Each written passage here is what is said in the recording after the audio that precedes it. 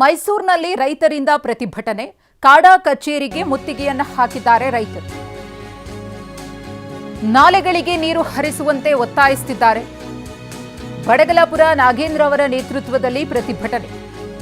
ಅರಮನೆ ಬಳಿ ಇರುವಂತಹ ಕಾಡಾ ಕಚೇರಿ, ನಾಲೆಗಳಿಗೆ ನೀರು ಬಿಡಬೇಕು ಅನ್ನೋದು ರೈತರ ಆಗ್ರಹ.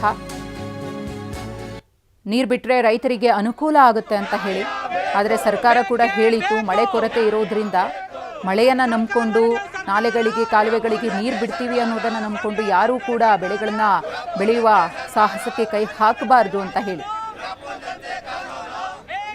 ನಾಲೆಗಳಿಗೆ ನೀರು ಬಿಡದೇ ಇರೋದ್ರಿಂದ ಆಗ್ತಾ ಇರುವಂತಹ ಸಮಸ್ಯೆಗೆ ಪರಿಹಾರ ಬೇಕು ಅನ್ನೋದು ರೈತರ ಆಗ್ರಹ. ಅದೇ ಕಾರಣಕ್ಕೋಸ್ಕರ ಮೈಸೂರಿನಲ್ಲಿ ಪ್ರತಿಭಟನೆ ನಡೀತಾ ಇದೆ. ನಾಲೆಗಳಿಗೆ ನೀರನ್ನು ಹರಿಸಿ ಅಂತ ಒತ್ತಾಯಿಸ್ತಿದ್ದಾರೆ. ತಮಿಳುನಾಡಿಗೆ ನೀರು ಬಿಡೋದಕ್ಕಾಗುತ್ತೆ, ಅಲ್ಲಿನ ಹಿತವನ್ನು ಕಾಯೋದಕ್ಕಾಗುತ್ತೆ, ನಮ್ಮ ರಾಜ್ಯದ ರೈತರ ಹಿತ ಕಾಯೋದಕ್ಕೆ ಸರ್ಕಾರಕ್ಕೆ ಏನು ಕಷ್ಟ ಅನ್ನೋದು ಪ್ರತಿಭಟನಾ ನಿರತರ ಪ್ರಶ್ನೆ. ಪೊಲೀಸರ ಜೊತೆಗೆ ವಾಗ್ವಾದ ಕೂಡ ನಡೆದಿದೆ.